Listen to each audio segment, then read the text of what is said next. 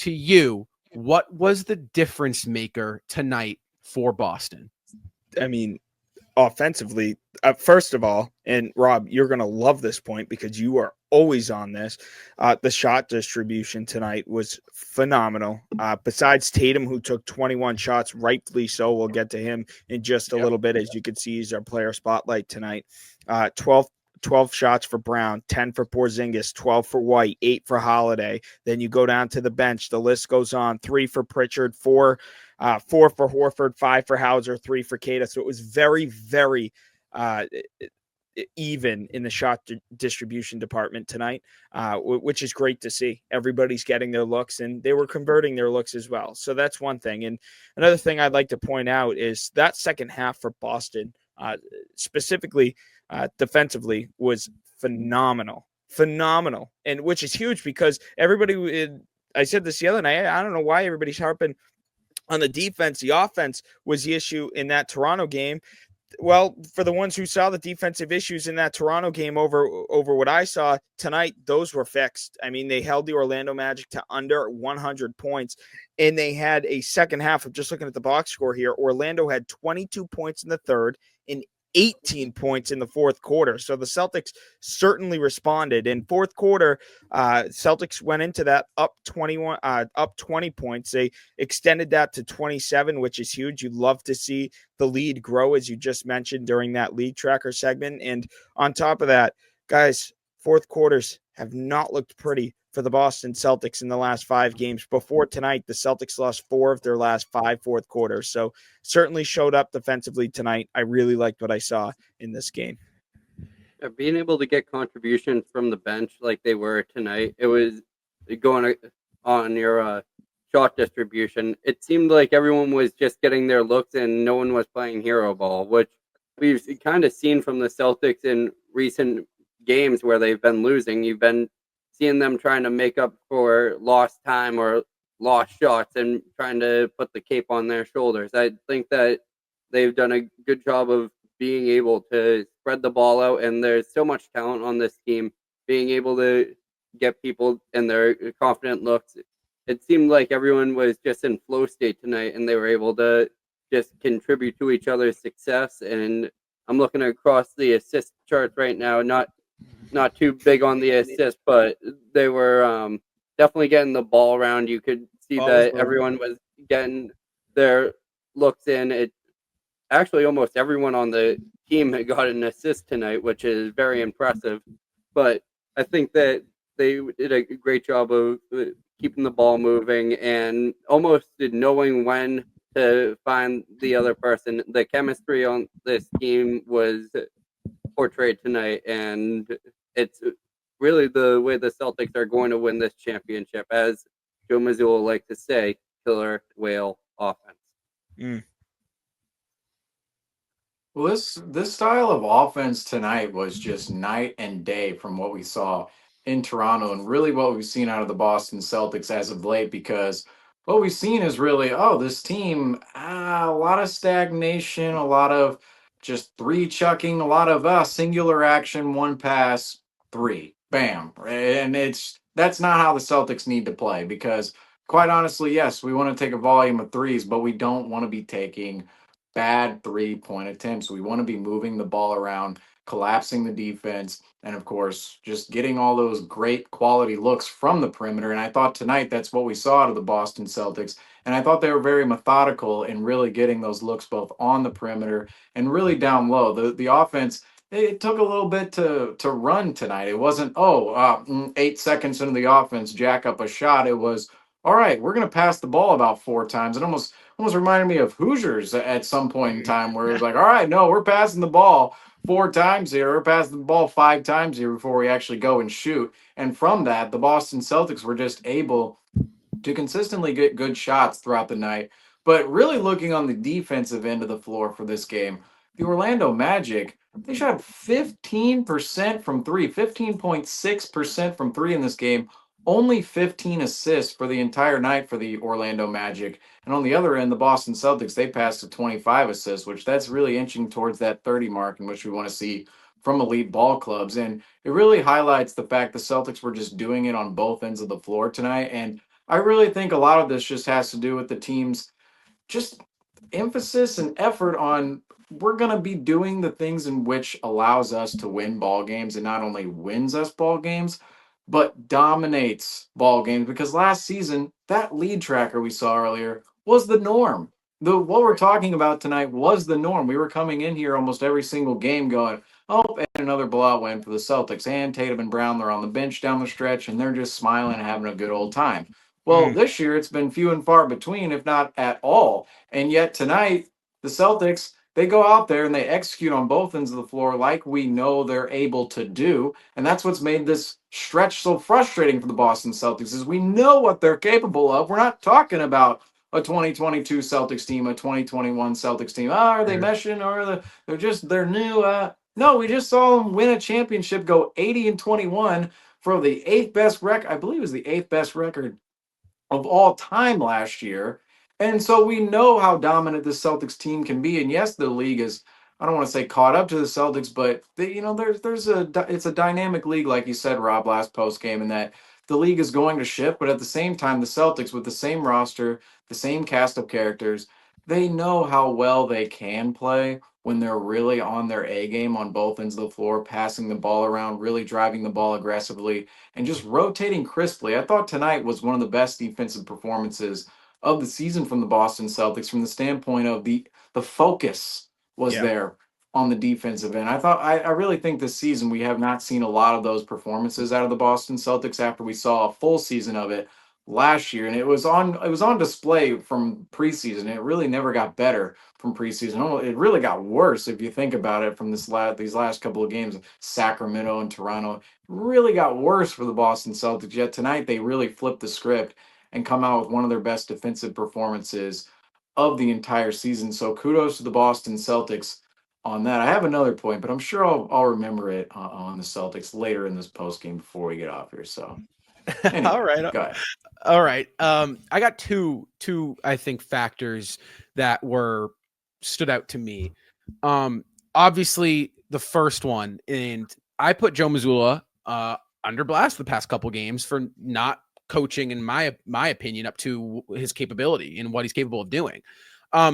Tonight, I thought he was perfect. And when I say coaching, his rotations, it was new, it was different, and it worked. You saw Tatum leave the game in the first and then come back in, and then he played deeper into the second, and you saw Porzingis and Brown taking the court together consistently, and it felt like, okay, this is new. They're trying something. They're steering away from just what of what they've been doing, and that is what I wanted to see from Joe. Listen, it's not bad, right, to go a different direction for a little bit and try something, and it worked. The second point I want to make here tonight, guys, is on the offensive end of the floor. I've touched on it a little bit, but this is the team that Boston needs to be offensively. What do I say all the time? When a team rolls into the TD Garden, or they have the Celtics rolling into their arena, they are hoping and praying with their fingers crossed down on their hands and knees that the Boston Celtics decide to go in there and jack them up. Because when the Celtics are shooting the ball as much as they are this season that we've seen them, right? When they are jacking it, they are not as good as a team as they can be. And tonight they stopped. They didn't jack tonight, guys. And I thought that was really big. So, and again, quality over quantity. I know I had to steal Seamus's phrase. I was surprised. Guys have the jacket. There's no jacking for the Celtics from here on out. Yes, no more. And don't jack it, Celtics. Don't jack them. Real quick, Justin.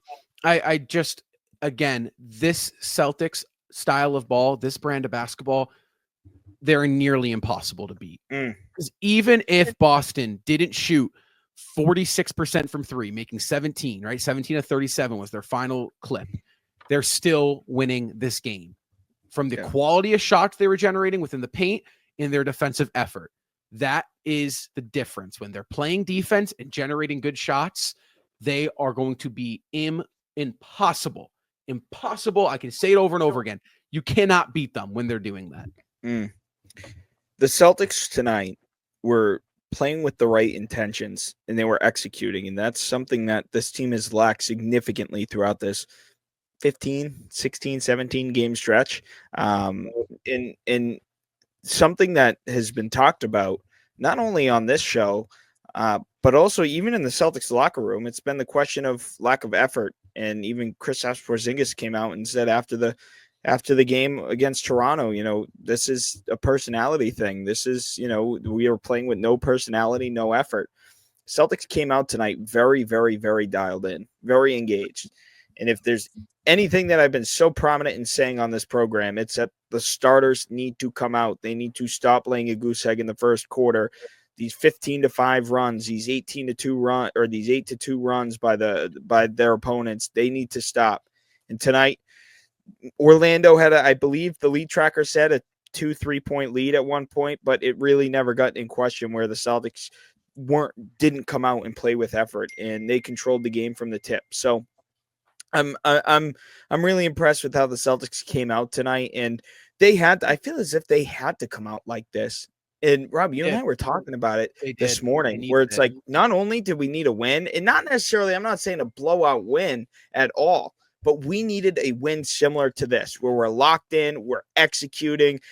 You mentioned the rotation switched up, and I really like the way Joe handled that. Switched it up. He used his timeouts a lot tonight, not even giving Orlando the slightest chance to go on a run tonight.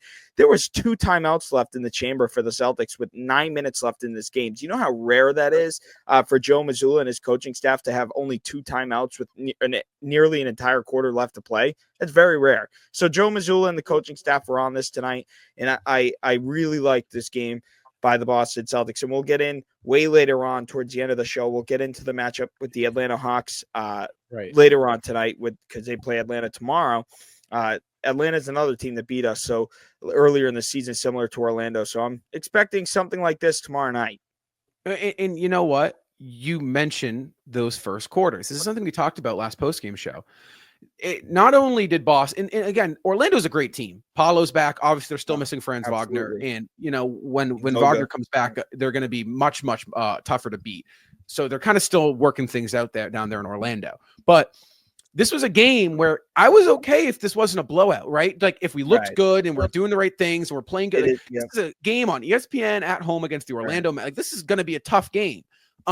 So they needed to come out, right? They needed to come out strong. We haven't seen them, guys, in that first quarter, end the quarter with like a good lead, a substantial lead, coming out hot in so long. And they did that. And to me, I said this to start the show, guys. Like I don't know about you guys, but they came out. I was watching. I was like, okay, we're good. They're gonna win this game. You just knew because it wasn't the same old thing.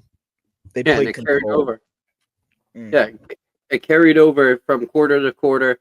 I mean, the only thing that wasn't continuing the momentum was their Jason Tatum sidestep shots, which I don't know why that's the only thing in the Celtics arsenal, which I don't believe that's the only thing in their bag. I think with Jason Tatum taking those types of shots and teams becoming so accustomed to it that all it's going to take is one kick out to a Jrue Holiday or a Derek White standing in the corner. It'll be wide open.